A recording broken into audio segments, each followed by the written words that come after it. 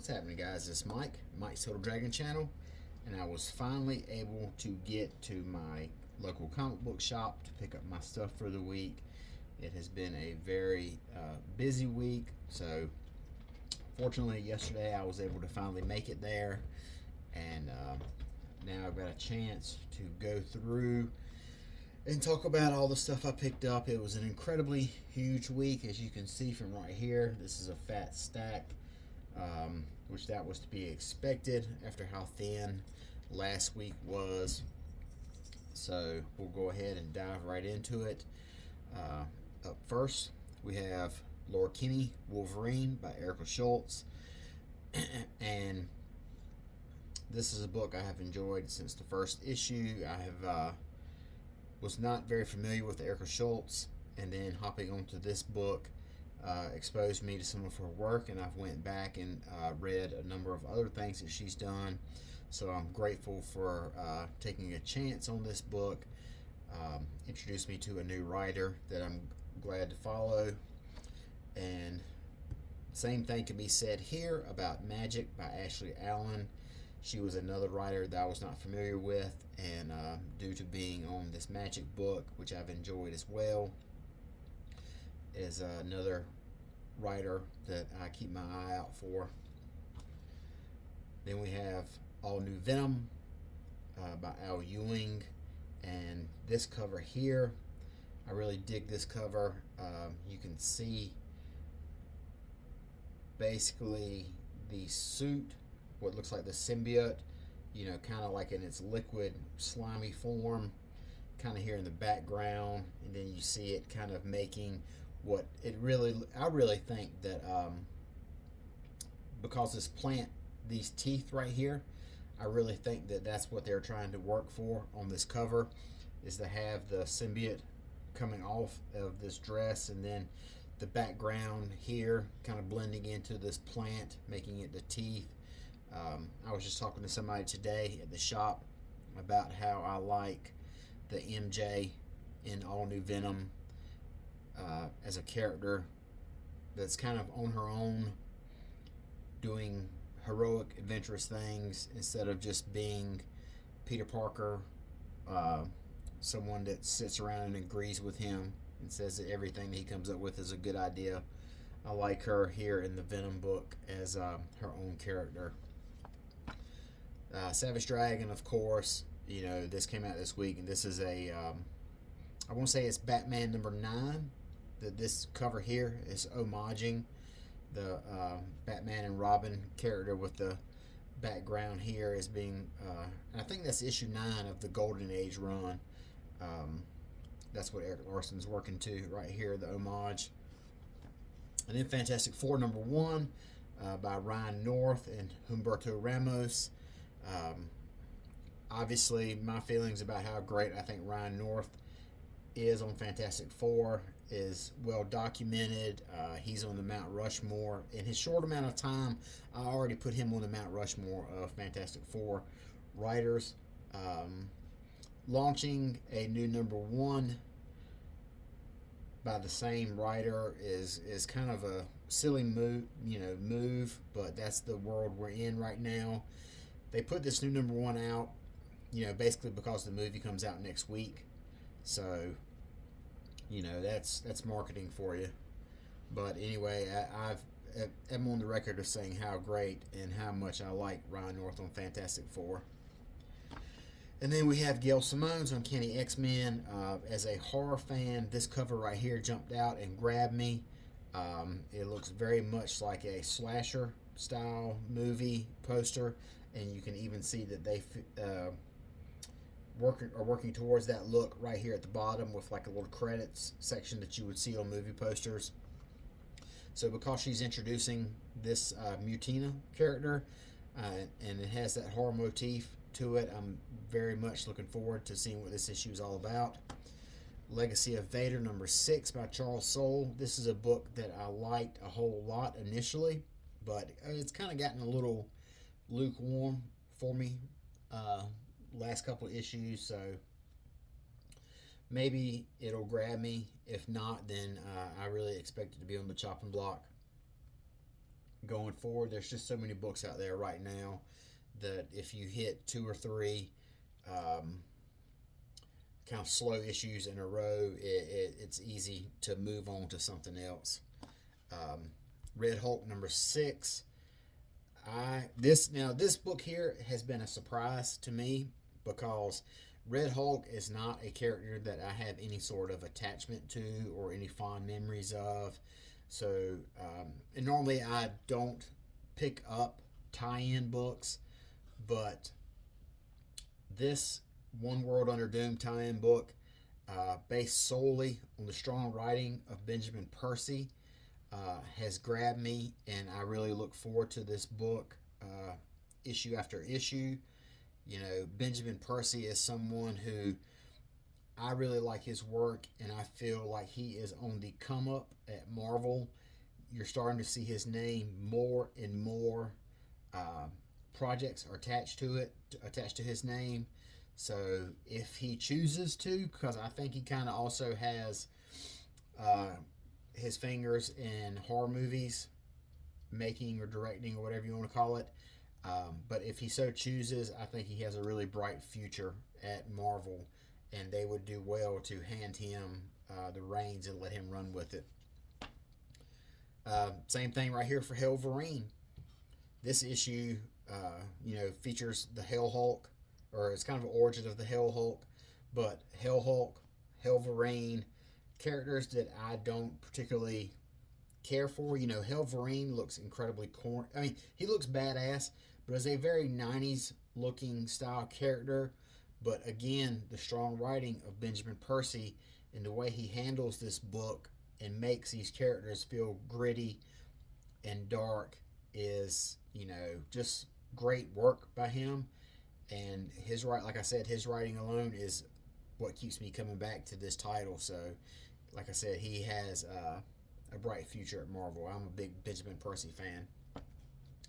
Beneath the Trees Where Nobody Sees. This is the sequel, Rite of Spring. And I picked up this trade paperback of the first series, and I was really blown away by what I read. So when they announced a sequel to it, I kind of was surprised they were doing a sequel, because I felt like everything that could be said they did in the first story. But obviously if something's good, we'll make a sequel. But Patrick Horvath, who is the author of this book and the one that was before it, like I said, I liked Patrick Horvath's work on the first Beneath the Trees. So I decided to pick this up and give it a shot. The quick pitch is basically it is Dexter, but with animal characters in the woods in a little small town. Like if you've ever seen the little kids cartoon Richard Scarry, where all the little animals live with each other. It's basically this, but one of them is a serial killer. And I also picked up this variant, this American Psycho variant. So I thought that was really cool, a really interesting variant, so I had to get that. This is the last issue of Uncanny Valley. This is, quick concept of this is basically Who Framed Roger Rabbit. This kid realizes that his mother and him are from a world of cartoon characters. So if you've seen Who Framed Roger Rabbit, it's the same, basically kind of a very similar plot line to this. And issue 10 will be the wrap up for that. Batman Dark Patterns. Again, I'm waiting till this ends to read. I'm not sure. I thought it was a mini-series, but now I read that it might be an ongoing. So I'm not terribly sure what's what. I need to find out more. If it's ongoing, I'll go ahead and start it. But I need to investigate on that. Gotham by Gaslight, A League for Justice. I just read the first volume of this. That was a 6 or 8 issue miniseries from Andy Diggle. He is really expanding the world of Gotham by Gaslight, which is basically the DC universe, but in the very early 1900s. Gotham by Gaslight was the first DC Elseworld story, and they have revisited it recently. And Andy Diggle, I quite enjoyed the last miniseries that he did, Gotham by Gaslight, and I'm really looking forward to this one as well. Transformers, this is issue number 22. We only have Daniel Warren Johnson on here for a couple more issues before Robert Kirkman takes over. And, Daniel Warren Johnson has done so much great work with introducing the Energon universe and getting the Transformers and G.I. Joe back into the public eye. Power Fantasy number 10 by Kieron Gillen. This is a book that I only read the first 2 issues, but I quite liked what I was reading, and reading the first 2 issues really kind of made me feel like this would be a book that would read better in a collection. So I'm not sure how many issues this is going to run.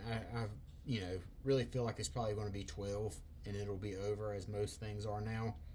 And then I'll sit back and binge all of them. Trinity, this is,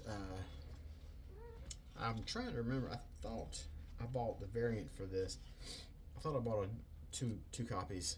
But this is the Daughter of Wonder Woman miniseries that Tom King is doing with, I believe her name is Helena Ortega.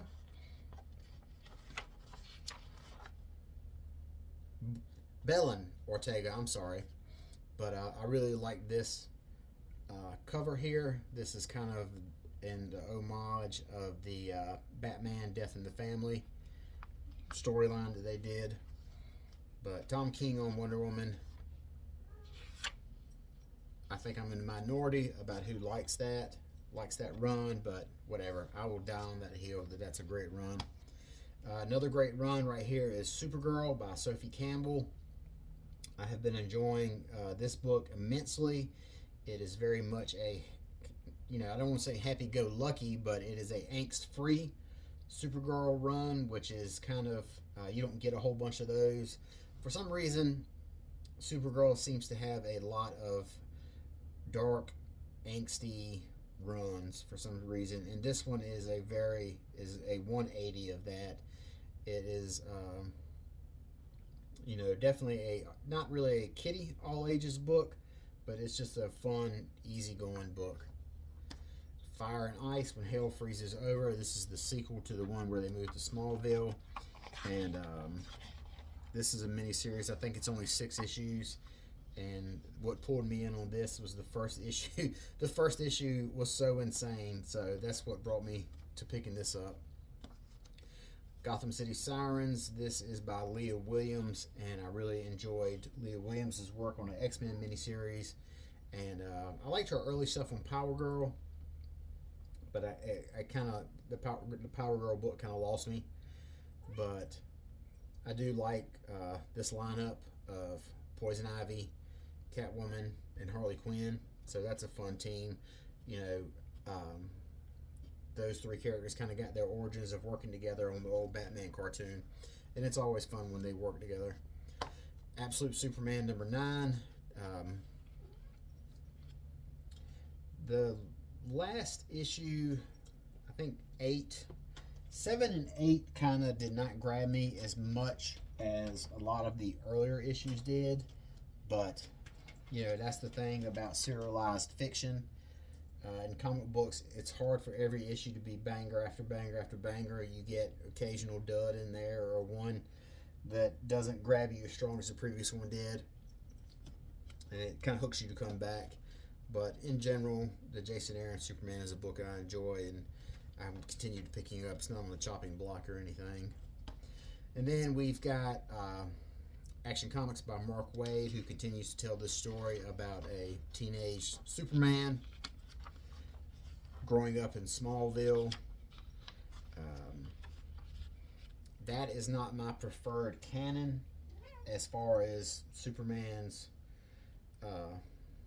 origin. I prefer Superman to have not been a kid superhero fighting crime and averting disaster in Smallville. I prefer young Superman to only become Superman